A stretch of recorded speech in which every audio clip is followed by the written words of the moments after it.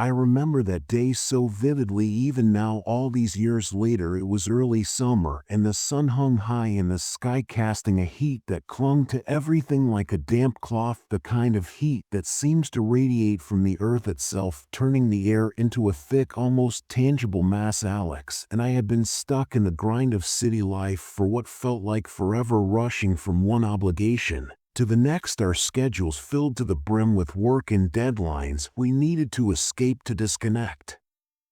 Shenandoah National Park, just a few hours outside the city, seemed like the perfect antidote. A weekend in the woods with the promise of fresh air, towering trees, and some of the most breathtaking views we could imagine. We both knew of Shenandoah's beauty, its sweeping vistas, the way the mountains roll into the distance, the way the sky turns pink and gold as the sun sets over the valleys. We'd heard the stories about the park's tranquility and isolation, how the night skies sparkled with stars you couldn't see in the city, and how you could find peace beneath the canopy of ancient trees. But what we didn't know is how quickly that peace could unravel, how quickly something so beautiful could turn into something terrifying. We arrived in the late afternoon, the sun beginning its slow descent behind the mountains, casting a golden light over everything. It felt like we were entering another world, one where time slowed down, where the hustle and bustle of the city were a distant memory. The air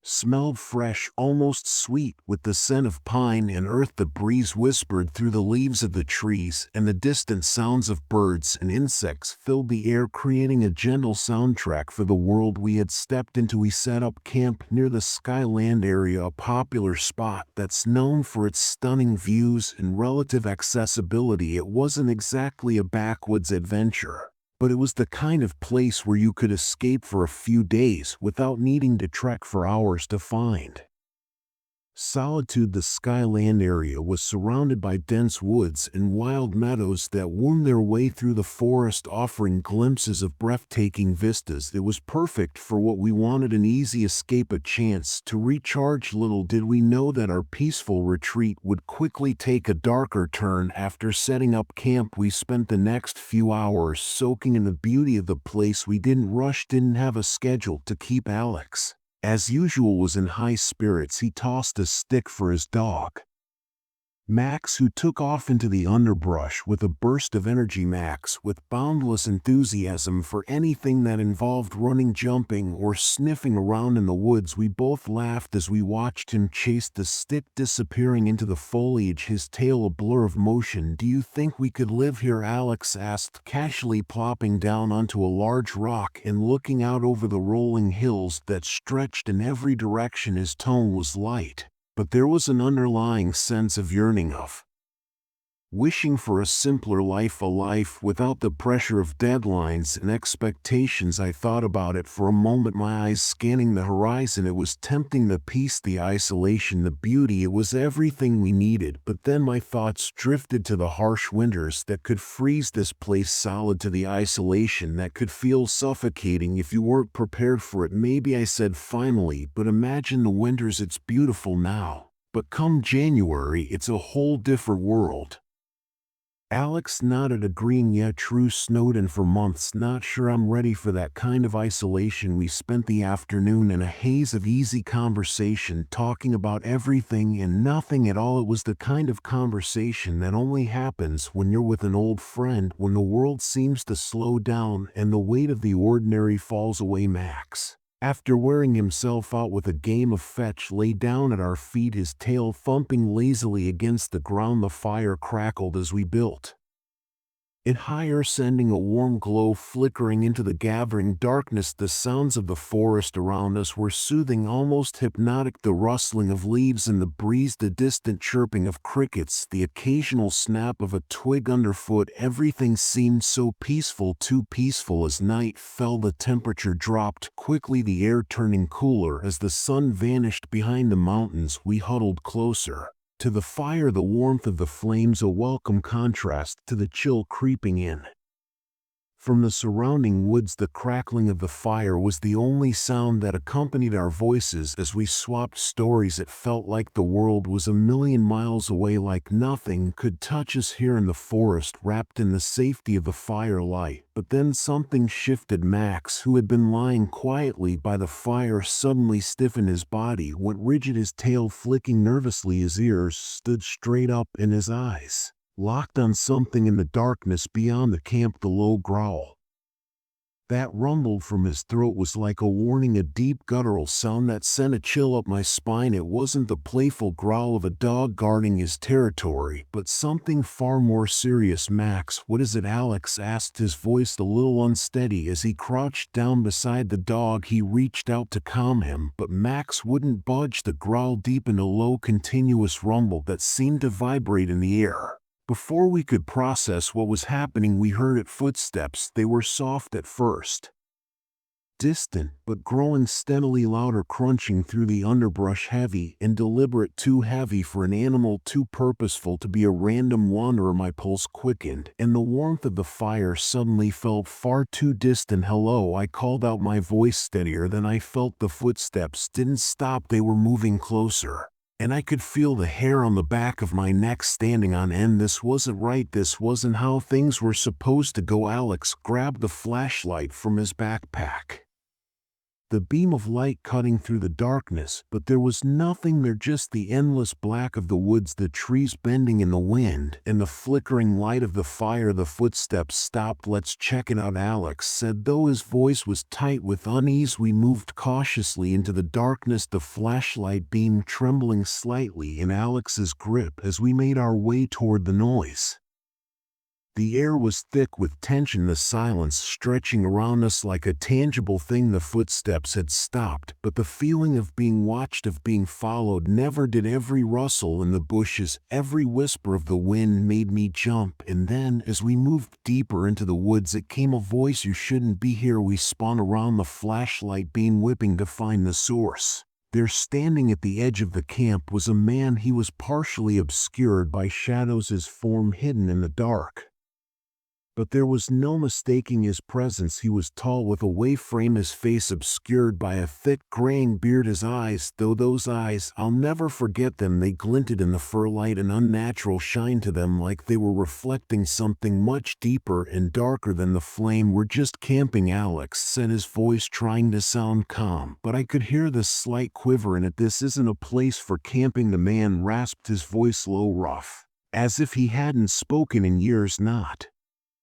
safe." "Why is that?" I asked, though the words tasted strange on my tongue. Something about this man, about the way he was standing there, filled me with a sense of dread I couldn't explain. "People disappear here," he said, his voice taking on a new edge, something almost ominous. "You heard of those girls, right? Williams and Winans." The mention of their names hit me like a punch to the gut. I had heard about the case years ago, the disappearances of Julianne Williams and Eli Lily Winans, two women who came to the park for a peaceful weekend only to be found murdered in the remote wilderness. The case had been sensationalized in the news, their deaths a brutal reminder that even the most beautiful places could hide horrific secrets. I nodded, my heart sinking. "That was years ago, though," I said, trying to brush it off. "What does that have to do with us?" The man shook his head, his lip curling into a twisted smile. "Doesn't matter how long ago it was. This place, it changes people, takes them, and if you're not careful, it'll take you too." We tried to ask more, but he simply stared at us, unblinking, his eyes reflecting something far older than the firelight. And then, without another word, he turned and vanished into the trees. Just like that, gone. The rest of the night was a blur. Max refused to settle down, whining and pacing around the campsite, his nerves frayed. Neither Alex nor I could sleep. Every sound, every gust of wind felt amplified. In the darkness, the fire, once so comforting, now felt like a fragile barrier against the unknown. By morning we were packed and ready to leave. We didn't speak much as we broke down the camp, the unease from the night still hanging heavy between us. As we made our way back to the trailhead, Alex glanced over at me and muttered, "We should have researched this place more." I nodded, the weight of what had happened in settling in. "Yeah, no more camping here." Later, after returning to the city, we looked up the details of the Williams and when in case their bodies had been discovered not far from where we had camped in the same area we had been. The case had never been solved, and it turned out there were other disappearances, other strange occurrences in the park, some recent, some dating back decades. It seemed that Shenandoah, for all its beauty, held a darker history than we had ever imagined. We never went back to Shenandoah. Some places, no matter how beautiful, should remain a mystery. Hidden beneath layers of shadows, there are stories that should never be uncovered, places best left untouched. Some places are cursed with memories, with secrets buried in the earth, and it's better to leave them that way. Shenandoah taught us that some places, no matter how stunning, are best left to their shadows.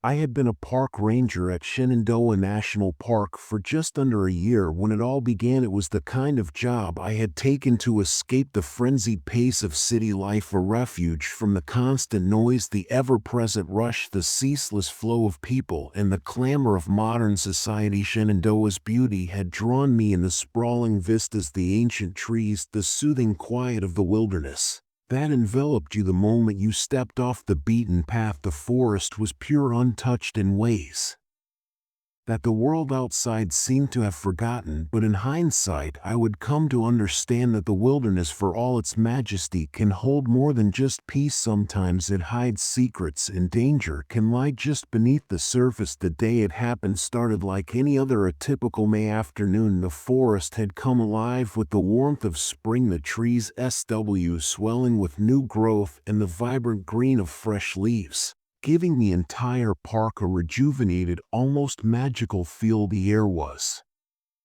thick with the scent of earth and pine, the kind of smell that seemed to settle into your bones and bring a sense of calm. But it was the calm before the storm, the kind of tranquility that now feels far too deceptive. I had been assigned to patrol along the Bridle Trail that day, not far from Skyland Resort. It was one of those rare quiet moments, the sort where every little detail, the rustle of the wind, the occasional chirp of a bird, the distant murmur of the stream, seemed to echo louder than normal. I was out making my rounds, ensuring that hikers were following the park's rules, checking in on various campsites to make sure everyone was staying safe and respectful of the land. That afternoon I came across two women who had just set up camp. They were friendly, smiling in the warm sunlight, with their golden retriever happily bouncing around, carrying a stick in his mouth that seemed too big for him to handle. Julie and Loy. They introduced themselves, both with a relaxed energy that was so typical of the seasoned hikers I often encountered. They were dressed in comfortable clothes, backpacks resting on the ground, their campsite laid out neatly in a corner of the woods. The dog barked excitedly, running in circles. "Hey there," I called out, moving toward their campsite. "Everything going okay?" Julie looked up, wiping a bead of sweat from her forehead, her face flushed with the warmth of the afternoon. She smiled, her green eyes sparkling. "Yeah, just getting settled in. Beautiful day, isn't it?" "Sure," as I said, taking a moment to scan the area. The wind had picked up slightly, making the trees sway gently. "Just be sure to secure your food at night. Bears are starting to wake up from hibernation." Loy, who had been busy setting up the tent, looked up with a laugh. "Don't worry, we've got it all under control." "Thanks for the tip, though." With that I waved and moved on, continuing my patrol. But even as I walked away, I couldn't shake the feeling that something about their camp was too peaceful, almost too perfect. I brushed it off, chalking it up to overactive imagination. The park had a way of getting to you, making you start to see things that weren't there. But I was wrong. The next day I came back to check on their campsite. It wasn't far from the trail, and I made it a point to patrol this section regularly. But when I reached their camp, I immediately felt a chill. The site was abandoned, but it wasn't the usual quiet of a campsite being packed up that unnerved me. It was the mess their equipment was scattered the tent's left half, dismantled their backpacks strewn across the ground. The food was gone, and there was no sign of them. The silence was the worst part. It was heavy, as if the forest itself had gone, still holding its breath. I radioed it, and my voice taut with urgency. "This is Ranger Mark. I've got a situation near Bridle Trail. Something's wrong. The campsite is abandoned, and it doesn't feel right. I need immediate backup." The second stretched as I waited for a response. Moments later, the radio crackled back to life. "Copy that, Ranger Mark. We're on our way soon." The forest around me was filled with the sound of more rangers and law enforcement agents. We spread out, combing the area, searching for any clue that could explain what had happened. It wasn't long before we found something. The two women's bodies were discovered not far from their campsite, near a spot where a stream twisted its way through the forest. The soft gurgle of the water, once so soothing, now felt like a mocking reminder of what had occurred. Julie and Loy had been brutally murdered. Their throats had been cut cleanly, and their bodies were bound with rope, as if someone had taken the time to arrange them in a deliberate way. The sight of them lying there in the undergrowth, their eyes wide open, still frozen in shock, would haunt me for years. There was a brutal finality to it, a sense that these two women had been taken by something far more dangerous than any animal, far more calculating than anything the wilderness could produce. The investigation kicked off immediately. Forensic teams combed the site, lifting fingerprints, collecting hair and fiber samples. We interviewed anyone who had been in the park that day, hikers, resort staff, anyone who had passed through the area. Every conversation felt like a dead end. There were no clear leads, and the more we searched, the more elusive the answers became. The weeks that followed were filled with frustration as we tried to piece together the fragments of a case that seemed to be vanishing with each passing day. Then, just as we were beginning to lose hope, we got a lead: a cyclist who had been riding on the same trail days before the murders came forward, reporting an aggressive encounter with a man. The man had tried to run her off the road, screaming obscenities and acting irrationally. She described him as angry, wild-eyed, and with a volatile demeanor. His name was Daryl David Rice. When we tracked him down and brought him in for questioning, his demeanor was chilling. He was unnervingly calm. His eyes were cold, devoid of any real emotion, and his voice was flat, almost robotic, as he answered our questions. It was as if he was removed from the entire situation, detached from the horror he had undoubtedly caused. "Why did you do it?" I asked, sitting across from him in the sterile interrogation room. A tape recorder clicked on, capturing the tension in the air. He smirked. It was a small, almost imperceptible gesture, but it was enough to send a shiver down my spine. "I didn't do anything. You can't prove a thing." But the evidence spoke differently. His fingerprints matched those found at the crime scene, and witnesses had placed him near the area at the time of the murders. Despite his defiance, despite his chilling smirk, the case against him was solid. But it wasn't that simple. The trial, which followed in the months to come, would reveal just how complicated and frustrating the pursuit of justice could be. In the courtroom, prosecutors argued that the murders were a hate crime driven by animosity towards Julie and Elle's sexual orientation, but Daryl Rice denied this vehemently. He played the part of the victim, denying any involvement and challenging the case at every turn. His words echoed in the courtroom. "Prove it." He said it again and again like a mantra, daring the prosecution to find the evidence that would convict him in the end. Despite the overwhelming circumstantial evidence, Rice was not convicted for the murders. Instead, he was convicted for the attempted abduction of the cyclist he had assaulted days earlier. The lack of concrete evidence directly linking him to Julie and Loy's deaths left a bitter taste in everyone's mouth. We had caught the man we believed to be responsible, but the justice we had hoped for seemed incomplete. Hollow years passed since that terrible day, but I still patrol those same trails, though never alone. Every rustle in the trees, every shadow in the corner of my eye is a Reminder of that day. The forest has changed for me. It is no longer just a place of beauty and tranquility. It is a place where danger can lurk without warning, hidden beneath the surface, just beyond the reach of the human eye. Every time I meet a new camper, a hiker, or a cyclist, I can't help but wonder about their stories. Are they just here for the peace, the fresh air, the beauty of the land? Or is there something more behind their eyes, something they won't ever speak of? The wilderness as a way of changing you. It makes you see the world differently. It teaches you that sometimes the things you should fear the most aren't the supernatural or the unknown. Sometimes the real danger comes from the people who walk among you, just like any other hiker or camper, blending into the landscape, but capable of the most unimaginable horror. The air was thick with the scent of pine and damp earth, a familiar fragrance that clung to my skin and filled my lungs with each breath I took. As a seasonal park ranger at Rocky Mountain National Park, I had come to cherish the solitude, the peaceful isolation that the wilderness provided. My days were spent patrolling the rugged trails, ensuring that the campers and hikers stayed safe, that the park's delicate ecosystem remained undisturbed. The beauty of the mountains, the sound of the wind whispering through the pines, the distant rumble of a thunderstorm rolling over the peaks, it all seemed so perfect. The park had a kind of timelessness and almost sacred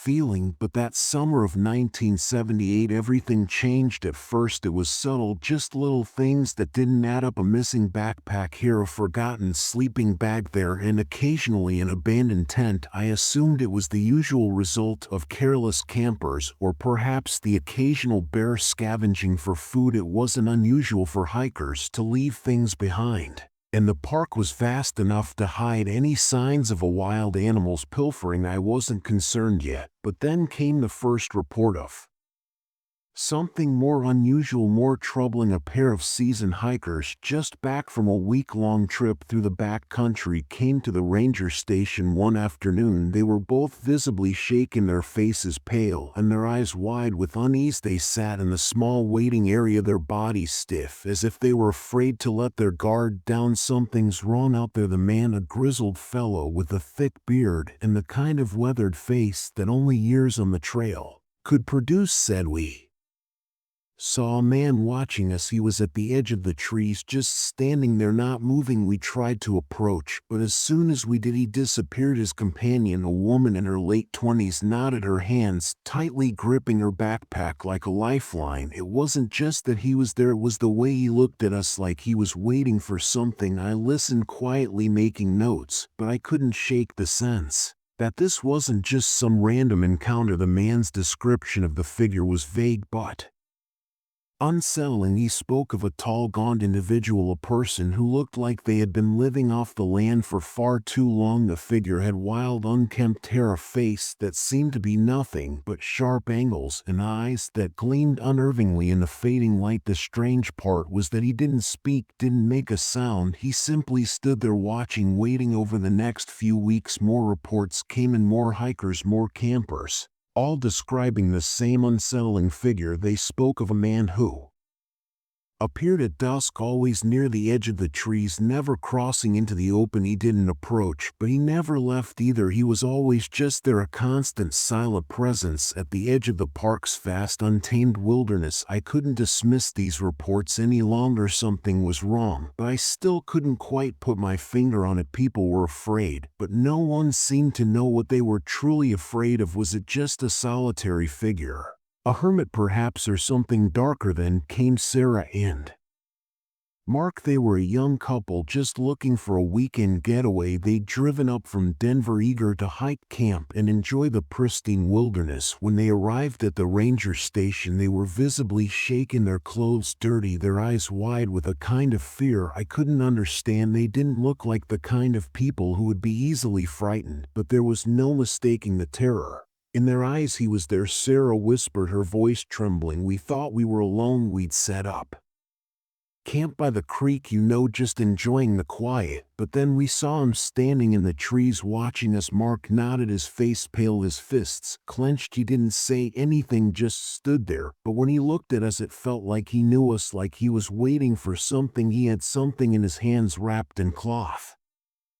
but we couldn't see what it was. Their words hit me like a punch to the gut. The description matched the others perfectly down to the eerie stillness of the man, the feeling of being watched, but worse, the feeling of being hunted. I filed the report, my mind racing. Something about this was more than just a random stranger in the woods. There was a pattern emerging, something I couldn't ignore. I radioed for increased patrols, asking for help from the sheriff's department. We needed to tell this man before someone got hurt, but as the days passed I couldn't shake the sense that it was already too late. A few days later it happened. A hiker alone and deep in the back country stumbled upon a shallow grave. It was hidden beneath a layer of fallen leaves and pine needles, barely visible unless you knew where to look, and inside the grave were the remains of a young woman, her body pale, her limbs twisted in unnatural angles as though placed there with careful, deliberate intent. The local sheriff's department